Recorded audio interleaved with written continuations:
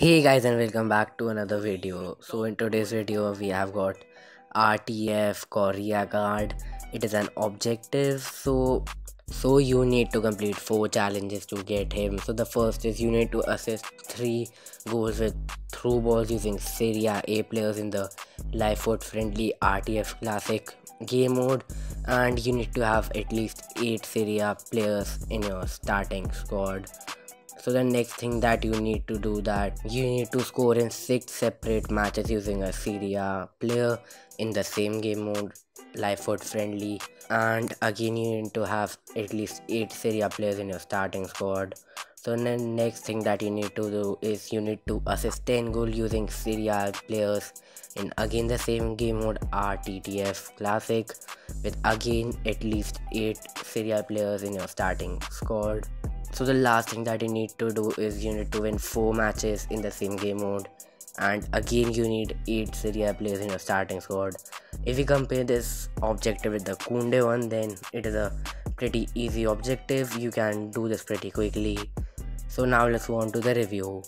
So in terms of height, he is 6'2", he's pretty tall. It can benefit him in his heading stats. He has got a high to medium work rate, which is brilliant. He has got a 4-star combo, which is really good. So in terms of his in-game attribute, he has got 84 acceleration, 89 sprint speed, which is really good. You can boost it with a hunter chem style.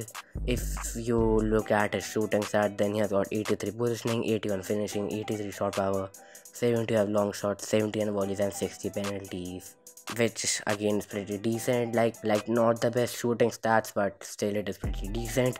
But I can tell you that he scored some banger goals in the gameplay. In terms of passing, he has got 82 vision, 78 crossing. He doesn't really need that crossing stat because he is a center forward. 66 free kick accuracy, 85 short passes, 78 long passes, and 85 curve, which again is decent. His dribbling stats are brilliant. He has got 87 agility, which is good, 69 balance, which is bad to be honest, 83 reaction, 89 ball control, and 91 dribbling, which is pretty good, and 76 composure, which again is decent. His defending stat doesn't really matter, 73 heading accuracy and 67 jumping, which is pretty bad to be honest, but he did score a header in the gameplay. He has got 80 stamina, 78 strength, and 81 aggression, which to be honest is pretty bad.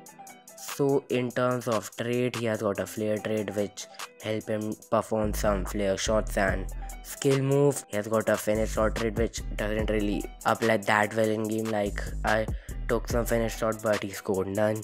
He's also got a technical triple, which is CPU based, so it doesn't really mean anything. So basically that is it for the review. Now let's move on to the gameplay. So in the gameplay, we'll see that Yota was on the ball. He gives it to Correa and he takes a finish shot, and he wasn't able to score, as I said earlier in the review.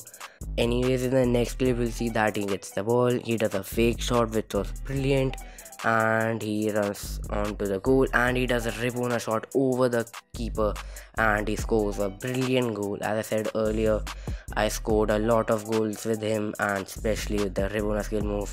Again in this clip, you will see that we were on the attack with Pepe. He crosses it in, and Correa with the header. As I said again that he scored a header. You saw in the gameplay that he scored a pretty decent header, I would say. Again, next clip, he gets the ball. He does a Frankie de Jong turn. He does a fake shot, and he takes a long shot. And to be honest, it was straight at the goalkeeper, and it was a pretty bad shot. In this clip, you see that Rodriguez tests the ball. He does some skill move. He passes it to Correa. He does a rainbow flick above the defender's head. Then he stops the ball. He cut insides, and he finishes the ball into the back of the net. Again, it was a pretty good skill from Correa there, you can see, and it was a pretty good goal from him. In the next clip, you will see that he gets the ball. He runs towards the goal, and he shoots, and he scores. It was a pretty powerful shot from him. Anyways, in the next clip, we see that Pepe was on the ball. He gives it to Correa, and he again does a rainbow flick over the head of the keeper, and I can easily say that this is the one of the best goals that I have scored in FIFA 21. Anyway, that is the end of the gameplay. Now let's move on to the end screen.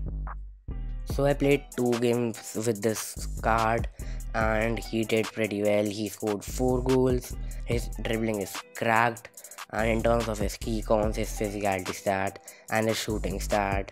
His shooting stat, as I have said many times in this video, that they doesn't really apply that well in game, but still he only has 79 shooting, which is pretty awful, and he has also got 73 physicality stat, which again is pretty awful.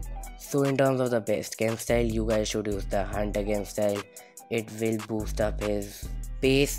His pace will become 79, he will get a plus 10 in his pace, and his shooting will also become 86, he will get a plus 7 in his shooting. So if we compare this card with his base card, then he has got plus 3 in his pace, plus 4 in his shooting, plus 4 in his passing, plus 3 in his dribbling, plus 3 in his defending, and plus 4 in his physicality stat. So if you play him as a striker, he will be 80 rated player, as a centre forward 85 rated player, as a cam 85 rated player, as a left or a right wing 85 rated player. So in terms of its value, this is an objective, so it is absolutely free, and it is the best part about this card. He is also cracked, so I would definitely recommend you guys to do this. So you doesn't really need to grind him that much. So basically that is it for this review, and I will see you guys in the next one.